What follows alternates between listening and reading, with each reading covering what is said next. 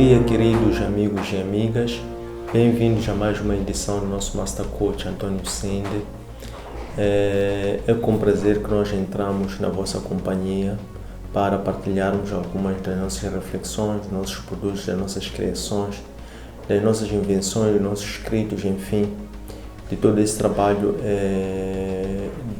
de desenho, concepção, desenvolvimento, implementação e feedback de projetos que temos estado envolvidos no nosso projeto empresarial a nível dos 3 vértices da nossa pirâmide de intervenção, quer seja a nível de docência e investigação, a nível de trabalho de consultoria e a nível de trabalho de empreendedorismo social e de impacto. Queremos em primeiro lugar agradecer a vossa presença assídua, o vosso interesse demonstrado através de segmentos, likes e acima de tudo através dos comentários, sugestões, críticas, contribuições que vocês têm deixado ficar nas nossas plataformas online, digitais, nomeadamente pelo nosso Facebook António Sende, _oficial, pelo nosso Instagram António Sende Oficial, pelo nosso canal do YouTube António Sende e pela nossa página de internet www.antoniosende.com. Hoje vamos na 8ª aula, mas antes disso quero não só deixar os agradecimentos aos vossos seguidores, aos nossos seguidores, são vós que nos escutam, que nos acompanham desse lado, mas também incentivar que sempre deixem ficar as vossas contribuições como demonstração de interesse em ver um ou outro aspecto melhor desenvolvido, melhor esclarecido. Nós teremos sempre muito gosto em revisitar as nossas plataformas e rever os vossos comentários e tentar trazer respostas, ainda que não sejam respostas diretas, mas sempre vamos procurar encontrar uma forma de, pela mesma via, nas plataformas ou por via das videoaulas, podermos direta e indiretamente trazer possíveis respostas, comentários às questões que vocês nos deixam ficar. Até porque das questões que já fizeram ficar resultado da apreciação às nossas videoaulas, resultaram já 2 temas, 2 aulas, nomeadamente a aula 6 e a aula 7, que foi resultado de sugestões do vosso lado. Quero também aproveitar este momento para agradecer a belíssima, maravilhosa, motivadora e inspiradora equipe da António Sende, com a qual eu conto bastante, desde o Aleixo Agra, que está na parte de gestão de conteúdos, até a equipe técnica de produção, edição, publicação das videoaulas, a dupla Lobeto e Narciso Chauk, por parte da Outbox. Vamos hoje na aula número 8. A aula passada, a aula número 7, versou sobre o tema o trabalho como um chamado divino, em que nós procuramos demonstrar que o trabalho provém desde a criação do mundo, porque quando recuamos para a lei canônica, no livro de Gênesis, na criação, o Deus ele apresenta-se como um Deus trabalhador.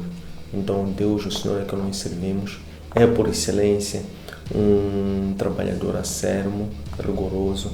É assim que igualmente ele, após ter criado o homem à sua imagem e semelhança, também conferiu a estes como o primeiro chamado também o trabalho.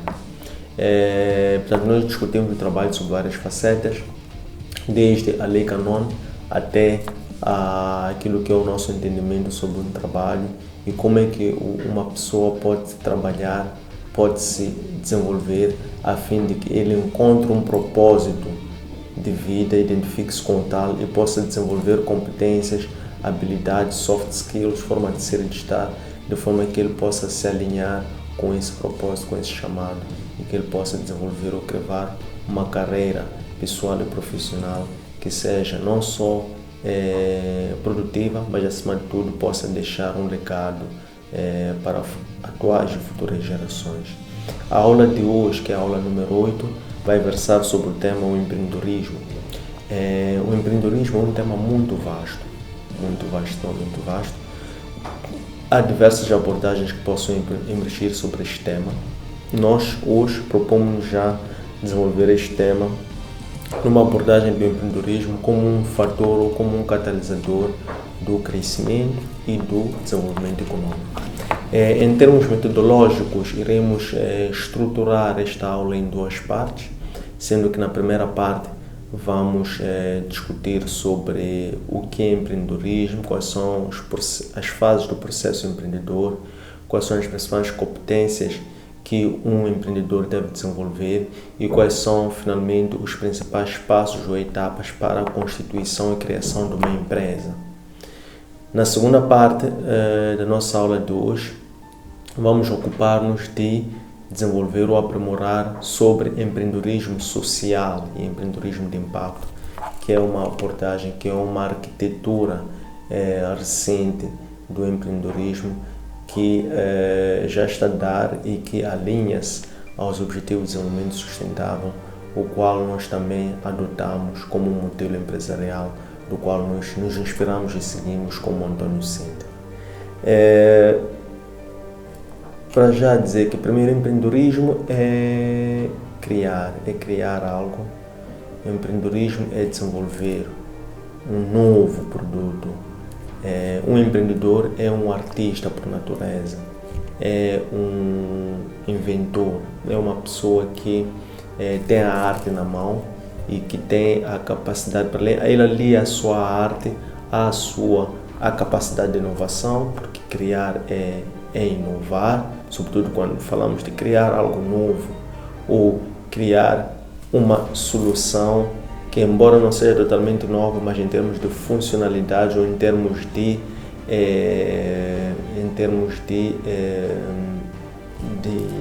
uma ferramenta para resolução de problemas atuais ou futuros, ele subsume-se como uma inovação em si. Então, o empreendedor ele tem dois principais pilares. O empreendedorismo tem dois principais pilares que suportam. Um é a capacidade de inovar ou criar, e dois é a capacidade ou é o caráter de assumir e aceitar o risco. Então, um empreendedor é uma pessoa que reúne esses duas competências, nomeadamente uma pessoa talhada, versada a criar, a inventar, mas criar, inventar, inovando, e é uma pessoa também naturalmente que é um risk taker, é uma pessoa que assume o risco, gosta do risco, uma pessoa que enfrenta o risco, desafia o risco e não vê no risco, não vê na adversidade um fator de repulso, de recuo ou de impedimento que ele possa transferir os seus sonhos, a sua visão em produtos ou serviços de algo concreto, é algo que possa ser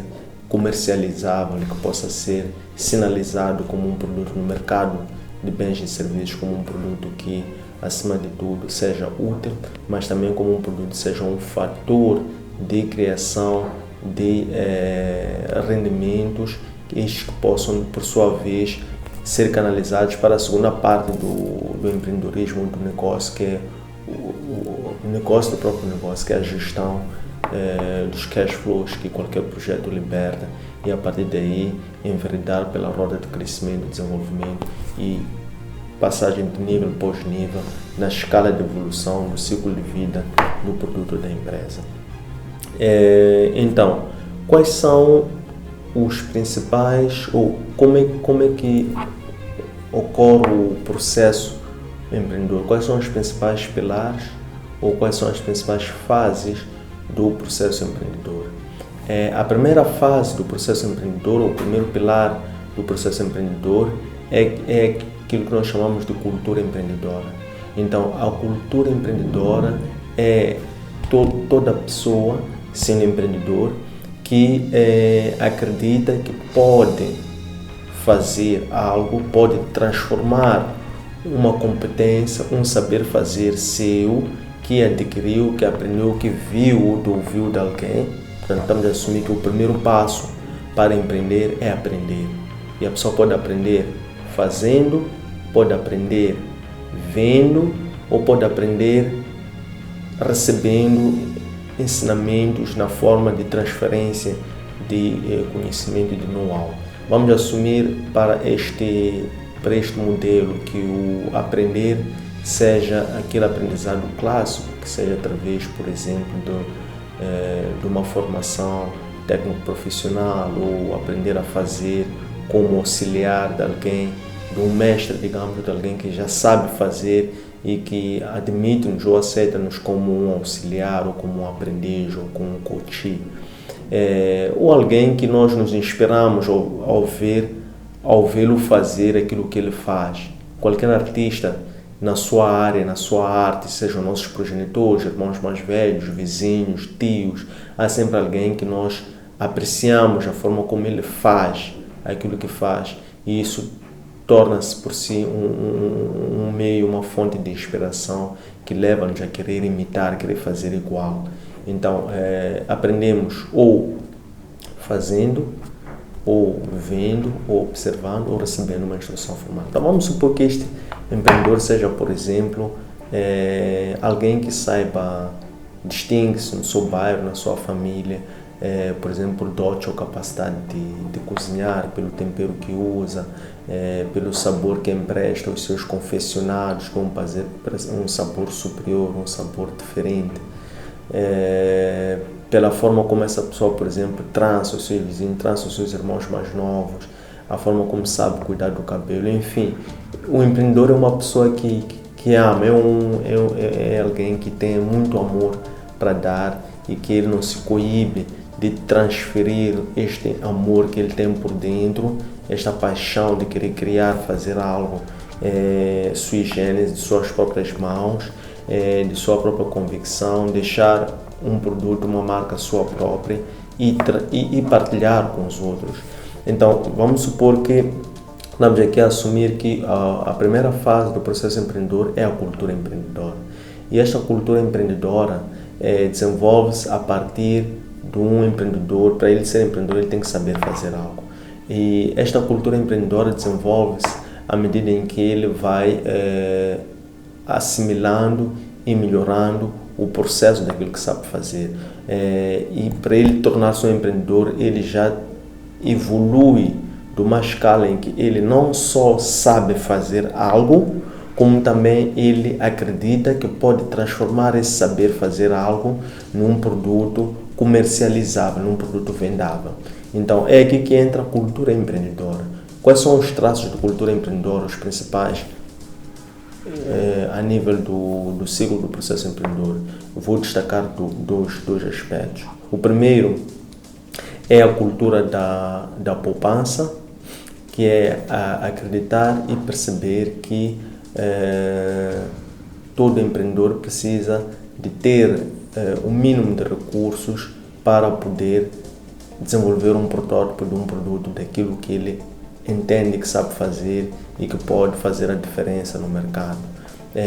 E esses recursos mínimos, nem que seja, por exemplo, o seu tempo, a sua disponibilidade, o seu conhecimento, a sua experiência, são recursos extremamente valiosos, são recursos muito próprios do empreendedor, o qual ele deve e pode apostar para, com isto tudo, com esta miscelânea, poder desenvolver um protótipo, um produto ou serviço que seja seu próprio.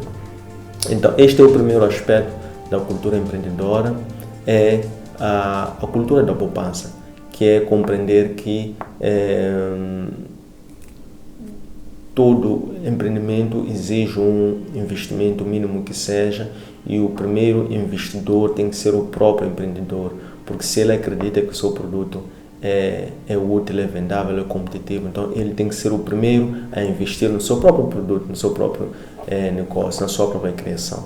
E o segundo aspecto que eu queria sublinhar aqui da cultura empreendedora é a questão da inovação, que é não só criar ou inventar algo, mas acima de tudo que esse algo seja útil.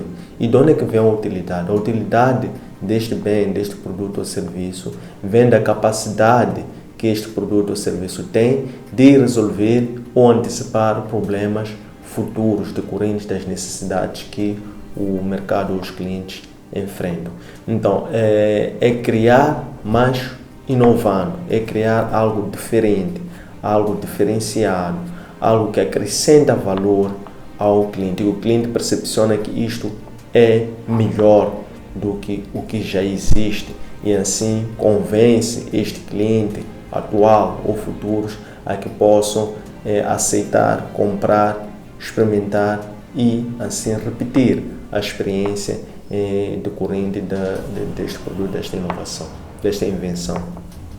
Segundo aspecto do processo empreendedor é a orientação para a inovação, conforme estivemos aqui a dizer, esta inovação virada ao alcance de uma vantagem competitiva. E a vantagem competitiva pode ser três possíveis formas: pode ser vantagem de custos, pode ser vantagem de diferenciação ou pode ser vantagem competitiva de foco. Pode ser foco nos custos, foco e diferenciação. Portanto, a terceira vantagem competitiva de foco ela pode ser acoplada a qualquer uma das primeiras duas, nomeadamente a liderança nos custos e a diferenciação. E é daqui que entra já a fase seguinte, que é a orientação para um mercado, definindo o seu nicho. Após feita a segmentação, identifica-se qual é o nicho que pode-se direcionar produto e serviço. É assim que até depois os produtos e serviços devem cada vez mais serem afinados, serem filtrados, serem formatados e adequados a características específicas daquele nicho que o empreendedor procura servir. Após então alcance desta vantagem competitiva sustentável é que finalmente começam a resultar ou a surgir ou a gerar o almejado cash flow. Isto remete-me também a algo que eu já partilhei aqui numa das aulas, que eu dizia que o cash flow é o resultado da combinação de dois recursos únicos, nomeadamente uma boa ideia, que é a criação, que é o produto, que é a invenção, que é a inovação, e dois, um ativo real. E esse ativo real pode não necessariamente ser contribuição do empreendedor que iniciou ou da pessoa que começou este movimento de criação. Pode necessariamente ser um parceiro que ele pode conseguir atrair, pode necessariamente ser um parceiro na forma de sócio, ou também pode ser um parceiro que vem ou que empresta à sociedade um ativo real, mas não necessariamente na forma de sociedade, pode ser também na forma de um empréstimo. Portanto, pode ser ou sócio ou pode ser um obrigacionista, ou alguém que empresta, ou alguém que fia. E a combinação desses dois então resulta no cash flow. Voltando ao processo empreendedor, então, com a geração dos cash flows, é aí que começa a segunda fase do empreendedorismo, que é a gestão do próprio negócio. Estamos a falar do próprio negócio, não só o core business da empresa, mas necessariamente a gestão do recurso financeiro, porque é daqui também que se obtém outra vantagem competitiva, que é a capacidade de criação de riqueza, a capacidade de fazer uma melhor gestão do fundo de manejo, seguindo aquilo que são as melhores práticas de gestão do fundo de manejo, nomeadamente prazo médio de recebimentos reduzido, prazo médio de pagamentos alargados, gestão de estoques a um nível mínimo que não comprometa a empresa.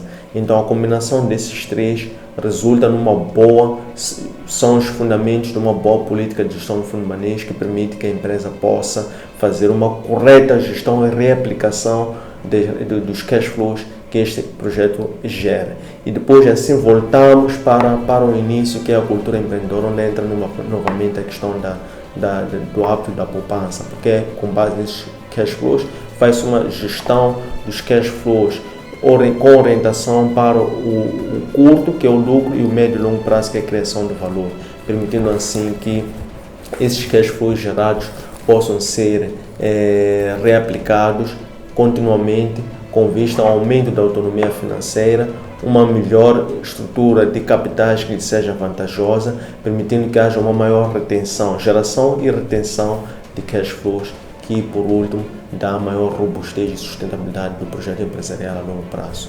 Chegado a esta parte, vamos observar um breve intervalo.